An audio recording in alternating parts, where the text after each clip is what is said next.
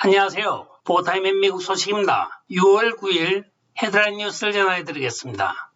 보타임에 오늘의 첫 번째 소식을 전해드리겠습니다. 카브뉴 대법관을 사살하기 위하여 로스앤젤레스에서 메릴랜드까지 날아갔던 니콜라스 잔 라스크라는 범인은 수요일인 6월 8일 아침 일찍 최비 체이스에 있는 카브냐의 집 근처에서 새벽 1시 50분경 몽고메리 카운티 경찰들에 의하여 체포 기소된 것으로 발표가 되고 있습니다. 한편 13일로 예정되어진 로앤웨이드 사건에 대한 최종 판결을 앞두고 많은 시민단체들이 낙태를 지지하는 측과 낙태를 반대하는 측의 팽팽한 대결이 이어지고 있습니다. 낙태 지지 활동가들은 예상되는 로웨이드 판결을 방해하기 위하여 법원으로 향하는 입구를 차단하고 대법원 전체를 포위하여 폐쇄할 계획을 세우고 있는 것으로 밝혀지고 있습니다. 시위를 조직하고 있는 단체는 셧다운 DC라고 하는 단체로 좌편향적인 민간단체로 알려지고 있습니다. 이 단체가 발표한 성명에 따르면 대법관의 법정 진입을 막고 경찰이 시위대를 강제 해산하도록 함으로써 민주주의 위기를 고조시키고 정부가 요구하는 사항을 이행하게 될 것이라고 발표를 하고 있습니다. 아주 의도적으로 미국의 헌정 질서와 법치 질서를 망가뜨리겠다는 계획을 하고 있는 이 민간단체, 이들의 의도가 무엇일까요?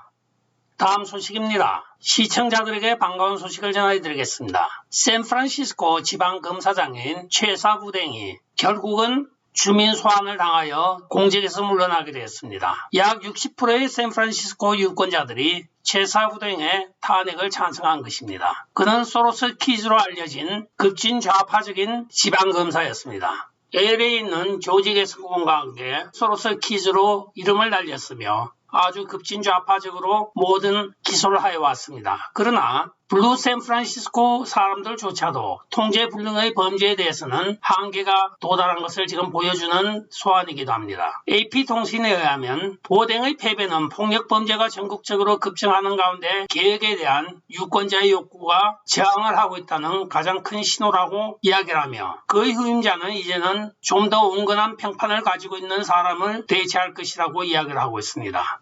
후임으로는 런던 브리드 샌프란시스코 시장이 선임을 하게 되어 있습니다. 보댕은 2020년 초에 처음 취임하였으며 현금 보석을 없애버렸고 아동을 성인으로 기소하는 관행을 전부 차단하였습니다. 그리고 대부분의 피고들에게 감옥이 아닌 재활 프로그램으로 보내는 것을 기본 모토로 삼았다가 이 많은 진보적인 검찰 행정에 주민들이 식상하였던 것입니다. 물론 그가 소로스의 자금을 받아 지방 검사장에 취임한 것은 사실입니다. 아직까지 LA에 있는 조지 게스커는 소환을 당하지 않고 있습니다. 2차 소환을 지금 시작하고 있는데 어떻게 될지는 결과를 두고 보아야 알겠습니다.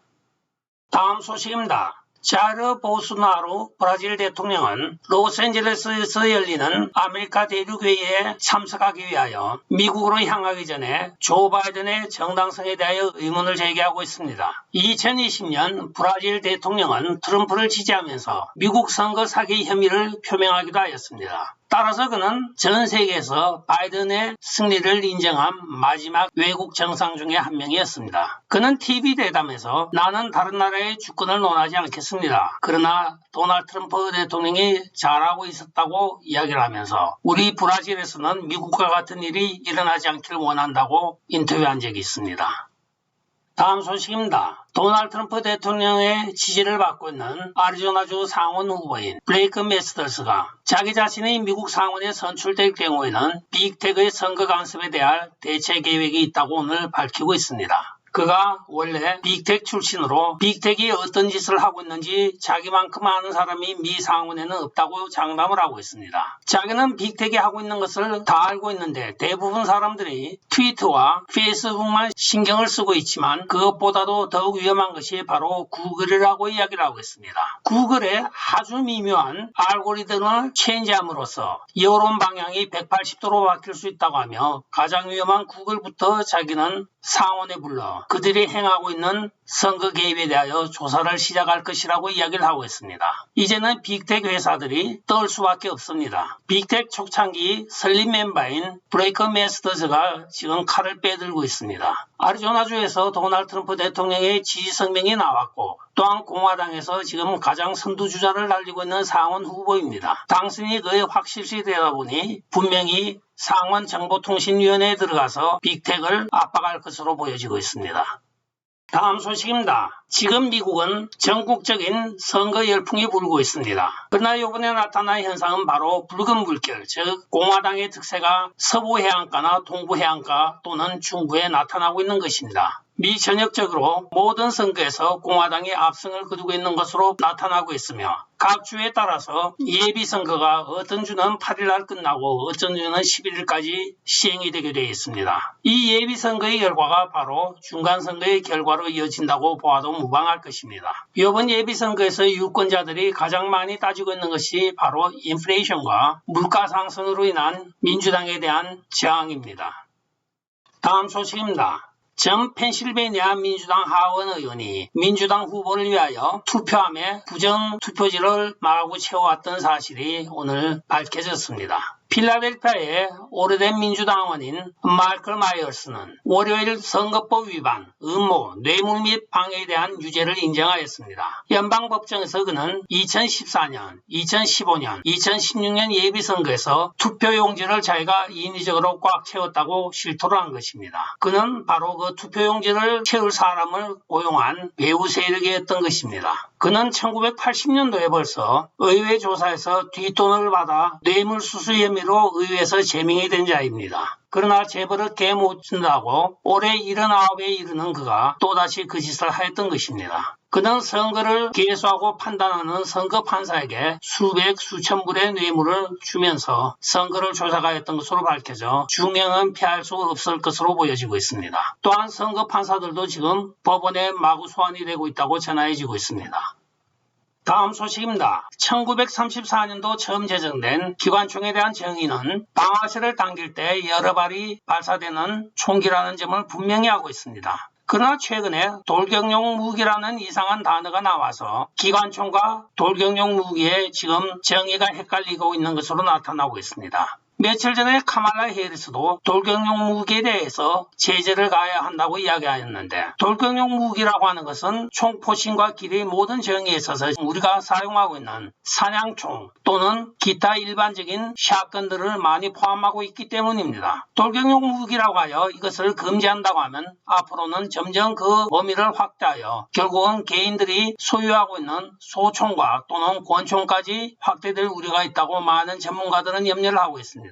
이것은 수정헌법 2조에 보장하고 있는 개인 방어용의 모든 무기를 회수하겠다는 연방정부의 음험한 속셈이라고 많은 총기 전문가들은 이야기를 하고 있습니다. 맨 처음에 1934년도 이 기관총법이 제정될 때는 자동 기관총에 대하여 제정을 하였으나 점점 그 범위를 확대하고 축소하다 나니 이제는 일반적인 돌격용 소총이라는 단어를 만들어 사냥총 또는 산탄총까지 다 제재를 하게 되어 있는 것입니다. 미국 총기연합회의 입장에서도 이것은 도저히 받아들일 수 없다고 하면서 헌법 소원을 제시한 상태입니다. 한편 독재를 꿈꾸고 있는 민주당 또는 좌파들의 입장에서는 모든 시민들로부터 무기를 회수해버림으로써 비무장 상태로 만들고 중앙 집권적인 독재 정권을 가능하게 만들 계획을 세우고 있는 것으로 밝혀져 양식 있는 민주 시민들에게 충격을 주고 있습니다.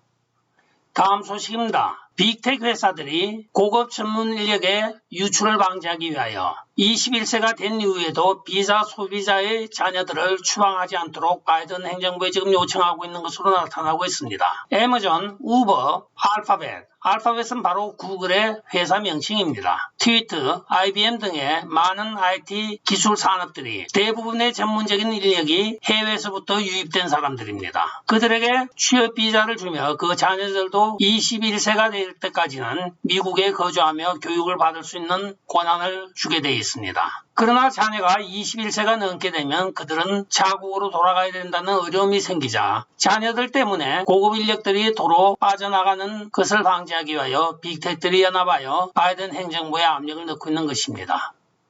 오늘의 마지막 소식을 전해드리겠습니다.